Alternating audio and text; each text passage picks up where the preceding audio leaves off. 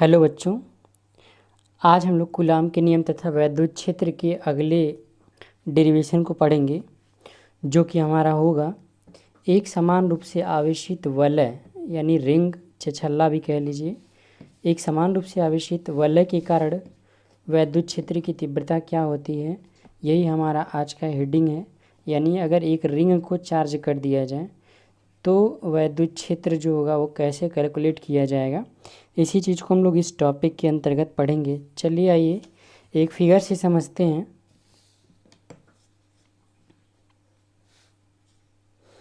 यहाँ पे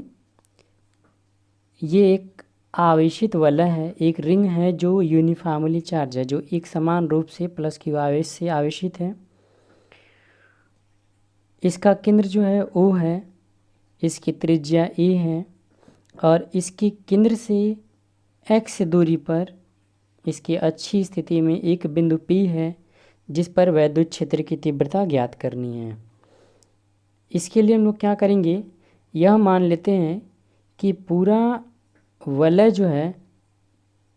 वह छोटे छोटे खंडों से मिलकर के बना है, जिसमें इसी प्रकार का एक खंड जो है वो AB है।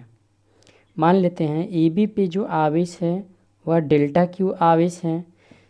तब क्या होगा, अब इस आवेश से उस बिंदु P तक की दूरी चाहिए, क्योंकि वैद्युत क्षेत्र की तीव्रता दो चीज़ों पर निर्भर करती है, एक आवेश के मान पे और एक आवेश से उस बिंदु तक की दूरी पे जहाँ पे हमको तीव्रता ज्ञात करनी होती है। तो इस कंडीशन में हम लोग क्या पढ़ेंगे, यानी कि हम मान लेंगे कि आवेशित वलय जो है वह छोटे छोटे खंडों से मिलकर के बना है और इसी प्रकार का एक लघु खंड जो है वो AB है, जिस पर आवेश डेल्टा Q है और इससे R दूरी पर एक वह बिंदु P है जहाँ पे हमें वैद्युत क्षेत्र की तीव्रता ज्ञात करनी है। अब इसके लिए हम लोग क्या करेंगे, प्लस Q आवेश है तो वैद्युत क्षेत्र की तीव्रता इससे दूर, अगर आवेश डेल्टा Q है तो हम मान लेते हैं कि जो वैद्युत क्षेत्र होगा वह क्या होगा, डेल्टा E होगा। इसी तरीके से अगर इसी एक और खंड ले लेते हैं, अगर नाम CD दे देते हैं, तो इससे भी उतनी ही दूरी पे होगा, उससे भी R ही दूरी पे वैद्युत क्षेत्र की तीव्रता की हम लोग बात करेंगे, इससे भी R दूरी पे बात करेंगे तो वैद्युत क्षेत्र की तीव्रता इससे दूर डेल्टा E। अब हम देख रहे हैं कि दोनों की दिशाएं न ही विपरीत है न ही एक दिशा में है, तो इनका परिणामी निकालने के लिए हम लोग क्या करेंगे, इनको इनके घटकों में वियोजित करेंगे। तो जब इनको इनके घटकों में वियोजित करेंगे तो एक जो होगा आपका क्षैतिज घटक बन जाएगा, यानी डेल्टा E का क्षैतिज घटक डेल्टा E कॉस थीटा, और एक ऊर्ध्व घटक बन जाएगा delta E sine theta. Same जितने भी घटक बनेंगे, यानी इसको भी जब इसके घटकों में हम लोग तोड़ेंगे तो एक घटक बन जाएगा इसका क्या, डेल्टा E साइन थीटा, और एक घटक क्या बन जाएगा, डेल्टा E कॉस थीटा, जो कि इधर ही बनेगा। डेल्टा E कॉस थीटा होगा वो भी हमारा इधर ही बनेगा। तो इस तरीके से दो पे हम लोग परीक्षण किए, एक लघुखंड AB और एक लघुखंड क्या CD, इस पे हम लोगों ने देखा, प्रैक्टिस किया। अब इसके बाद हम लोग क्या करेंगे, मान लेते हैं इसी तरीके से छोटा सा खंड यहाँ पे होगा, छोटा सा खंड मतलब पूरा खंड जो होगा सभी के कारण अगर हम लोग यहाँ पे कल्पना करें तो लगभग सभी के ऊर्ध्व घटक जो होंगे वह बराबर और विपरीत दिशा में होने के कारण एक दूसरे को निरस्त करते रहेंगे, जबकि क्षैतिज घटक जो होगा वो एक ही दिशा में होने के कारण जुड़ करके बिंदु P पर परिणामी वैद्युत क्षेत्र की तीव्रता को प्रदर्शित करेगा। यानी निष्कर्ष स्वरूप हम लोग यही कहेंगे कि पूरे वलय के कारण जो वैद्युत क्षेत्र की तीव्रताएं होंगी उनके घटकों का ऊर्ध्व घटक एक दूसरे के बराबर व विपरीत होने के कारण एक दूसरे को निरस्त कर देंगे, जबकि इनके क्षैतिज घटक एक ही दिशा में होने के कारण जुड़ करके परिणामी वैद्युत क्षेत्र की तीव्रता को प्रदर्शित करेंगे। तब क्या होगा, डेल्टा Q आवेश के कारण बिंदु P पर वैद्युत क्षेत्र की तीव्रता कितनी होगी, इसको हम लोग लिखेंगे क्या, delta E is equals to, formula क्या होता है आपका 1/4 पाई एप्सिलॉन नॉट, आवेश कितना है डेल्टा Q अपान कितनी दूरी पे है, तो R दूरी पे है तो R स्क्वायर हो जाएगा। ठीक है, यह इस खंड के कारण बिंदु P पर वैद्युत क्षेत्र की तीव्रता का निकल गया। अब इसी तरीके से जब सबके लंबवत घटक एक दूसरे को कैंसिल आउट कर दे रहे हैं, काट दे रहे हैं, तो सभी के क्षैतिज घटक को जोड़ लिया जाए तो परिणामी वैद्युत क्षेत्र की तीव्रता निकल जाएगी। अतः बिंदु P पर परिणामी वैद्युत क्षेत्र की तीव्रता कब निकलेगी? जब सबको जोड़ेंगे, सभी के क्षैतिज घटक को जोड़ा जाएगा, यानी डेल्टा ई कॉस थीटा को जब हम लोग जोड़ेंगे तो जोड़ने के बाद परिणामी वैद्युत क्षेत्र की तीव्रता निकल जाएगी। समीशन डेल्टा ई की जगह पे डेल्टा ई का मान 1/4 pi epsilon naught delta Q upon R square into cos theta, तो ये हो जाएगा आपका कॉस थीटा। जो कांस्टेंट होगा बाहर आ जाएगा। कांस्टेंट में आपका क्या है 1/4 पाई एप्सिलॉन नॉट, ऊपर से आप कॉस थीटा को बाहर कर सकते हैं, कोई दिक्कत नहीं है। Cos theta upon R square, बचा क्या सिग्मा डेल्टा क्यू। अब यहाँ पे क्या होगा, जब डेल्टा क्यू को हम लोग ऐड करेंगे, डेल्टा क्यू का मतलब छोटा छोटा जो आवेश है, यही पूरे वलय पे कितना आवेश दिया गया है, सब जोड़ने पे कितना होगा, तो कुल आवेश जितना दिया गया था, कुल आवेश क्यू दिया गया था, तो डेल्टा क्यू का जो मान होगा, समेशन डेल्टा क्यू का जो मान होगा वो हो जाएगा आपका Q upon R square cos theta. अब मान रखा जाएगा सबका 1/4 pi epsilon naught Q upon R square को सेट कर लेते हैं। यहाँ से ध्यान दीजिए, आर स्क्वायर की जो वैल्यू होगी वह A square plus x square, और कॉस थीटा की जो वैल्यू होगी, cos theta is equals to क्या होता है आधार बटे कण, यानी कि cos theta is equals to X upon R. दोनों की जगह पे मान रखने पे देखिए क्या मिलेगा, आर स्क्वायर को लिख लिया गया a square plus x square, cos theta का क्या हो जाएगा एक्स अपॉन आर। आर की जगह पे फिर वैल्यू इसका चेंज कर लीजिए, तो हो जाएगा ये आपका 1/4 pi epsilon naught Q upon A square plus x square, और जब आर की केवल वैल्यू निकालेंगे तो आपको क्या मिलेगा अंडर रूट, और अंडर रूट को पावर लिख सकते हैं 1, a square plus x square whole to the power 1/2। अब इन दोनों को जब गुणा करा लेंगे तो इस पे कितना घात है 1, और 1/2 दोनों जुड़ जाएगा, तो आपका बन जाएगा कितना 1/4 pi epsilon naught Q x मिला ऊपर, और नीचे जो मिलेगा आपको वो मिलेगा a square plus x square पे होल पावर कितना 3/2।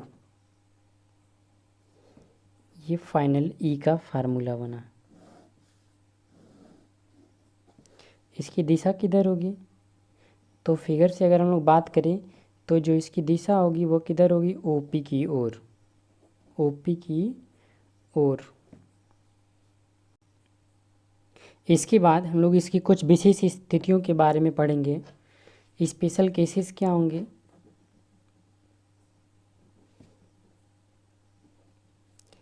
स्पेशल केस फर्स्ट में हम लोग पढ़ लेते हैं कि यदि x इज इक्वल्स टू क्या हो 0, यानी ये कह लिया जाए कि बिंदु P जो है वह यहाँ पे ना हो करके यह x को 0 किया जा रहा है, मतलब ये जो दूरी है जो बिंदु P है ये यहाँ से शिफ्ट हो जाए इस पे, इस बिंदु पे आ जाए, तो x की जगह पे मान क्या रखेंगे 0 रखेंगे, और जब यहाँ पे फार्मूले में x की जगह पे 0 रखेंगे तो यहाँ पे गुणे में है, और 0 का किसी के साथ गुणा होगा तो पूरा पूरा क्या हो जाएगा 0, यानी निष्कर्ष यह निकला कि वलय के केंद्र पे जो वैद्युत क्षेत्र की तीव्रता होती है वो 0 होती है, यानी इज इक्वल्स टू 0 हो जाएगा, यानी x इज इक्वल्स टू 0 तो इज इक्वल्स टू क्या हो जाएगा 0 हो जाएगा। अब दूसरे केस के बारे में पढ़ते हैं। दूसरा केस हमारा क्या होगा, अगर यह मान लेते हैं कि जो बिंदु P है वह बहुत अधिक दूरी पे है, यानी कि x जो है वो मोर ग्रेटर देन e, यानी वलय की त्रिज्या की तुलना में जो दूरी है वो बहुत अधिक दूरी पे है, तो इस कंडीशन में मतलब ये जो दूरी है वो बहुत बड़ा है इसकी तुलना में, तब ये नेगलेक्ट हो जाएगा। हम पहले भी बताए थे कि अगर रिंग ही है चाहे गोला ही है, बहुत अधिक दूर वाले बिंदु के लिए वह बिंदु आवेश की भांति कार्य करता है,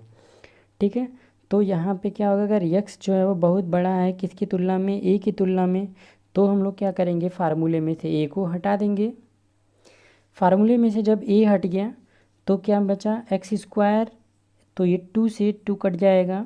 एक्स क्यूब बचा, एक एक्स भी कट जाएगा,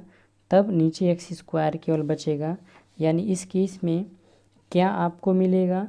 मिलेगा E is equals to 1/4 pi epsilon naught Q X upon X cube, एक एक्स और कट जाएगा, यानी ई इज इक्वल्स टू मिलेगा 1/4 pi epsilon naught Q upon X square. अब तीसरा केस हम लोग पढ़ेंगे, इसमें क्या कि किस बिंदु पे वैद्युत क्षेत्र की जो तीव्रता होती है वो अधिकतम होती है, यानी कि वलय के अक्ष पर वैद्युत क्षेत्र की तीव्रता की अधिकतम स्थिति क्या होती है। तीसरे केस में हम लोग पढ़ेंगे वलय की अक्ष पर वैद्युत क्षेत्र की अधिकतम तीव्रता की स्थिति क्या होगी। तो अधिकतम तीव्रता की स्थिति के लिए केस होता है, ये होता है आपका D E upon D x की जो वैल्यू होनी चाहिए वो क्या होनी चाहिए, 0 होनी चाहिए, कंडीशन होता है अधिकतम तीव्रता के लिए। तो आप एक काम करिए, डी अपॉन डी एक्स को ऐसे रहने दीजिए, ई की जगह पे ई का फार्मूला ऊपर जो आया था आप नोट कर लीजिए। फार्मूला था आपका E is equals to 1/4 pi epsilon naught Q X upon A square plus x square whole to the power 3/2, यही आपका ई का मेन फार्मूला आया था। टोटल वैल्यू क्या होनी चाहिए, 0। अब जो कांस्टेंट होगा वह अवकलन के चिन्ह से बाहर आ जाएगा, तो ऊपर से आपका क्यू कांस्टेंट है और नीचे से 4 पाई एप्सिलॉन नॉट, ये पूरा पूरा कांस्टेंट है, बाहर आ गया d/dx, बाकी सबका अवकलन होगा। क्या क्या बचा, तो ऊपर से बचा है x, नीचे से बचा है a square x square whole to the power 3/2। अब चूँकि ये 0 नहीं होगा लेकिन दोनों में से किसी का गुणा होगा तो 0 आना चाहिए, तो चलिए इसको हम लोग हटा देते हैं 0। अब बाकी यहाँ पे अंश और हर वाले नियम से हम लोग क्या करेंगे, इसका अवकलन करेंगे। तो नियम क्या होता है, हर कांस्टेंट, नियम होता है हर कांस्टेंट अंश का अवकलन, d/dx अंश का अवकलन x हो जाएगा माइनस अंश कांस्टेंट हर का अवकलन, हर में कौन है a square plus x square whole power 3/2 upon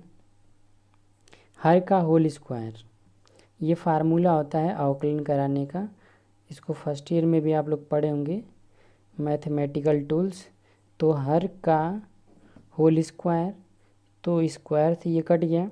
बाकी चीज़ों को ध्यान से देखिए, इज इक्वल्स टू 0, इस पूरे का इसके साथ गुणा हो जाएगा, क्रॉस मल्टीप्लाई हो जाएगा तो 0 हो जाएगा, तो नीचे का लिखने की ज़रूरत नहीं है। अब इसी को कर लेते हैं, तो कितना मिलेगा, ये तो कांस्टेंट है वैसे ही रहेगा, x का अवकलन करेंगे x के सापेक्ष तो 1 मिलेगा,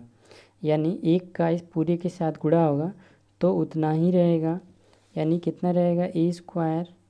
प्लस एक्स स्क्वायर, यहाँ से मिला whole power 3/2 minus,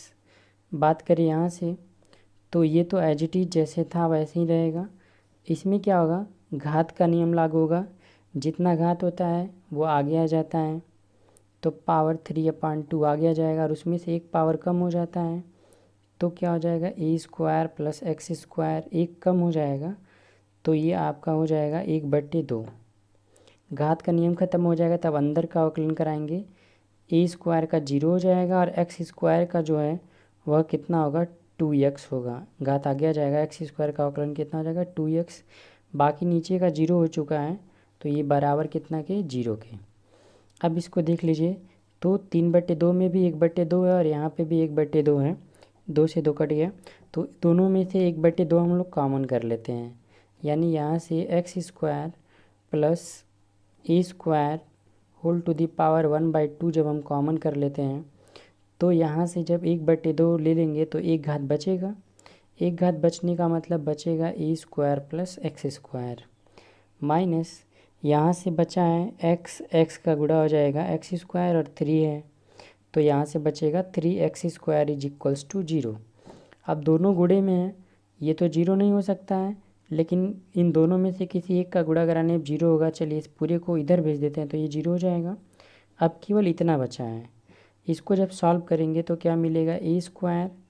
minus 2x square is equals to 0। Transfer कर लेंगे तो a square is equals to 2x square is. अब यहाँ से आप ए वैल्यू फाइंड कर लीजिए, कितनी दूरी पे वैद्युत क्षेत्र की तीव्रता महत्तम होगी, यानी x की बात कर रहे हैं। तो X square is equals to क्या हो जाएगा, ए स्क्वायर अपॉन 2, और जब स्क्वायर हटेगा तो स्क्वायर रूट होगा। तो जब स्क्वायर रूट होगा तो ए स्क्वायर का स्क्वायर रूट होगा ए,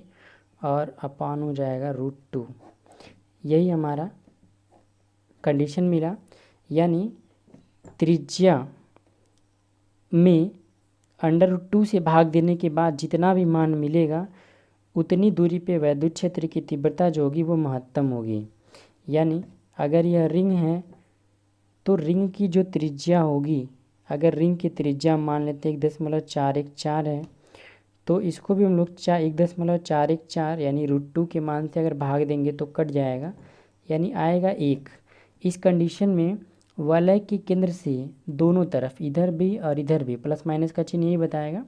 इस कंडीशन में वलय के केंद्र से 1 मीटर की दूरी पर इधर भी और इधर भी वैद्युत क्षेत्र की तीव्रता जो होगी वो महत्तम होगी।